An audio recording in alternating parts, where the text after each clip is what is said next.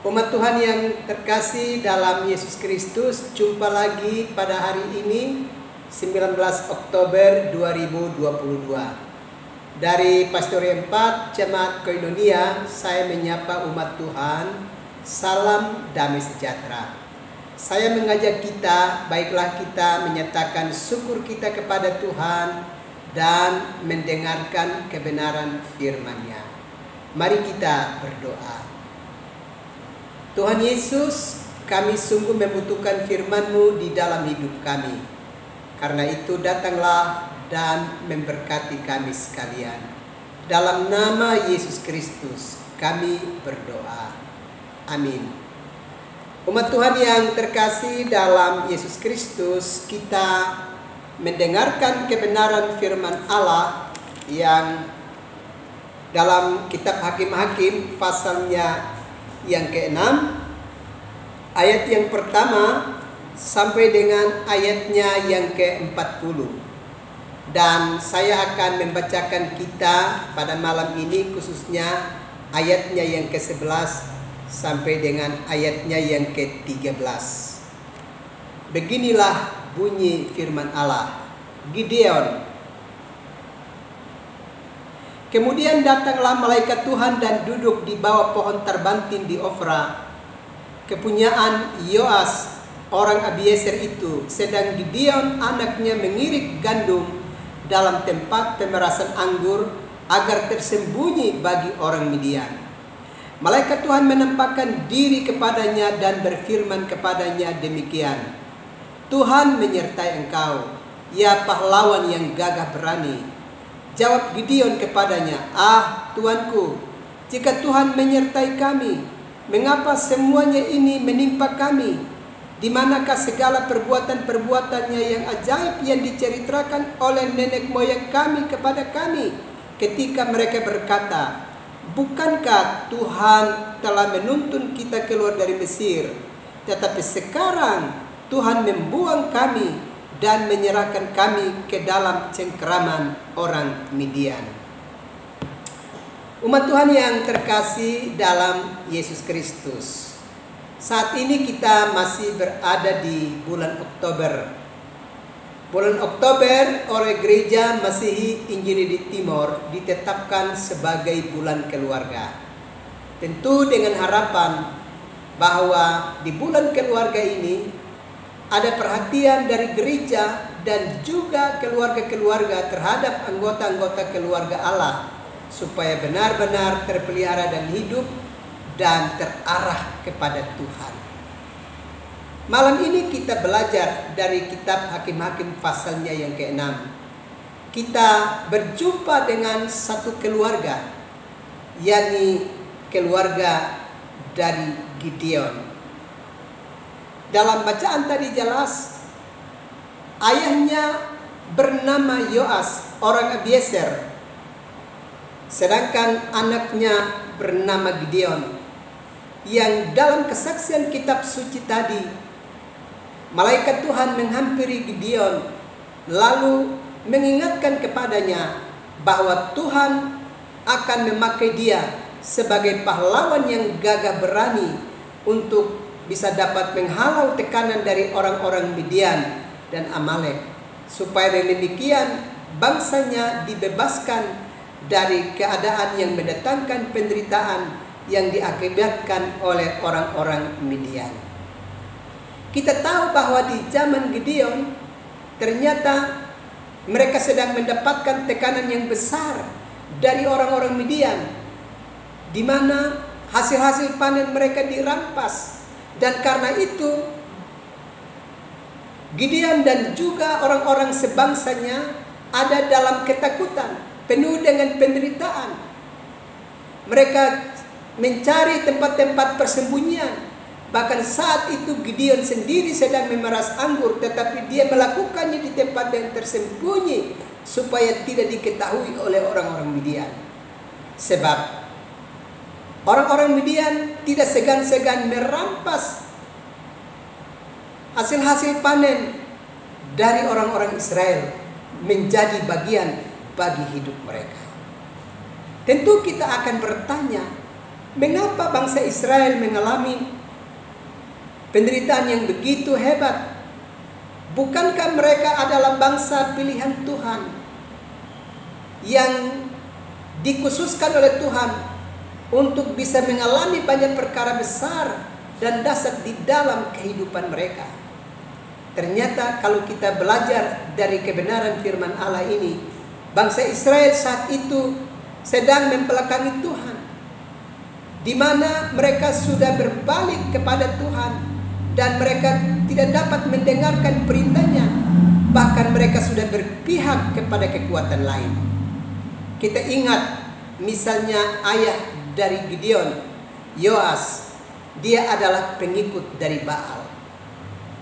Dengan demikian, kalau kita perhatikan bacaan tadi, ternyata ketika malaikat Tuhan menjumpai Gideon dan meminta supaya dia siap dipakai oleh Tuhan untuk bisa menghalau kekuatan orang-orang Midian, maka Gideon justru berkata bahwa di manakah Allah dalam kekuatannya yang besar yang pernah diceritakan oleh nenek moyang kami?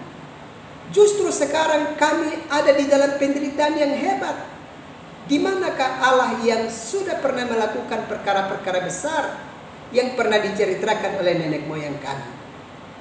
Ternyata kalau kita perhatikan kehidupan keluarga ini, Yoas, ayah daripada Gideon, tidak menceritakan kembali tentang kebesaran Tuhan yang telah memberkati bangsa Israel.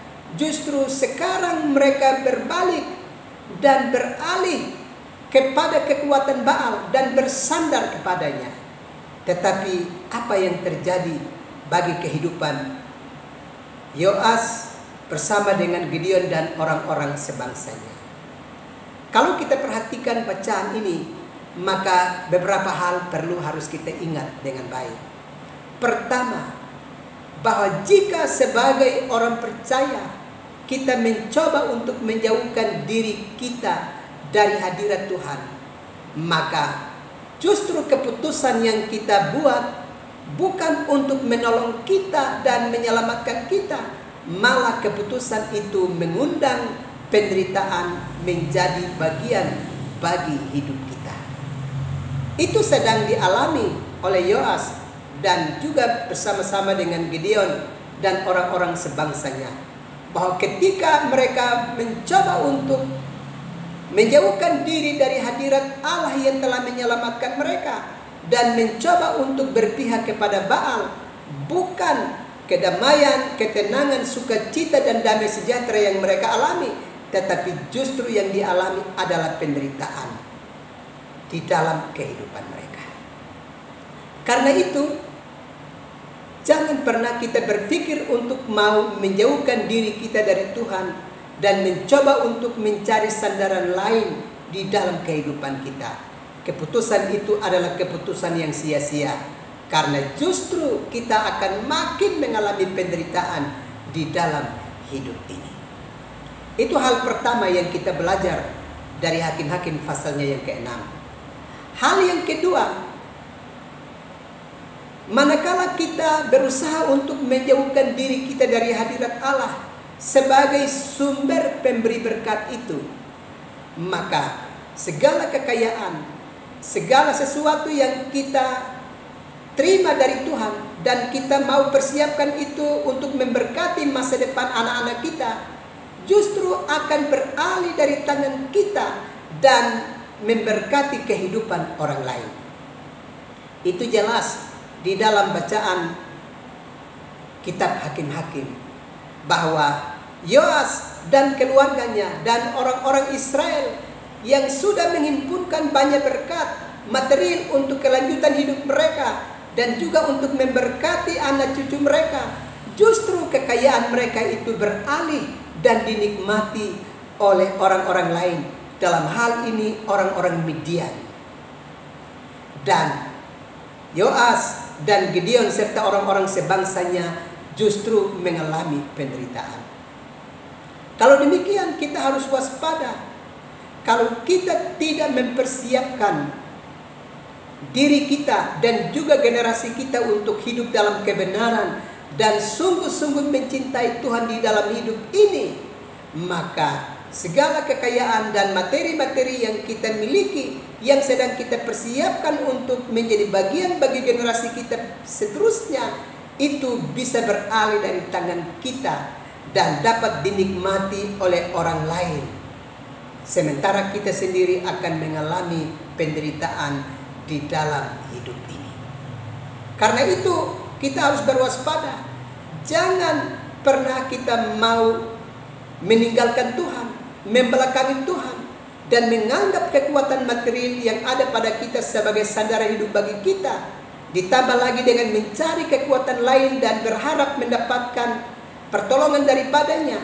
Keputusan-keputusan yang demikian itu justru tidak menolong, malah akan membuat kita mengalami penderitaan, dan kekayaan kita bisa beralih kepada orang lain. Itu jelas dialami oleh bangsa Israel.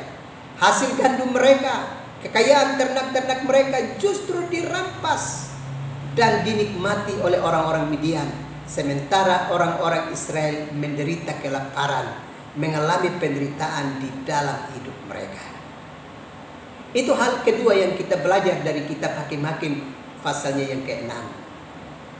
Hal yang ketiga yang kita belajar dari kebenaran firman Allah ini, jika kita sedang ada di dalam keadaan yang demikian, di mana hal-hal material kita sedang beralih dan menjadi bagian dari kehidupan orang lain, dan juga kita tengah mengalami kemerosotan rohani di dalam kehidupan kita, maka kita hanya punya waktu untuk bisa menanti bagaimana Allah mau memakai anggota-anggota keluarga kita untuk menolong kita kembali kepada jalan Tuhan. Supaya demikian kita punya kesempatan untuk mengalami kembali hadirat Allah serta kasih sayang dan perhatiannya yang hebat dari Tuhan bagi hidup kita. Itu sekarang sedang terjadi, sebagaimana yang kita saksikan di dalam kitab Hakim-Hakim pasalnya yang ke-6.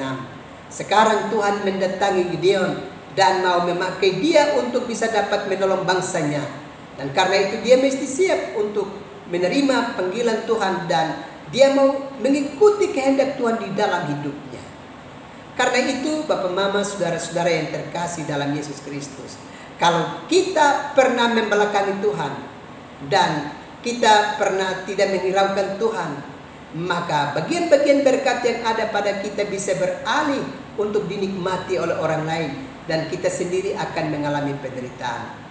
Kita hanya menanti jika Tuhan mau berpihak kepada kita kembali karena belas kasih-Nya, maka Dia bisa menolong kita untuk mengalami kembali berkat-berkat-Nya dan merasakan hadirat-Nya untuk perjalanan hidup kita selanjutnya.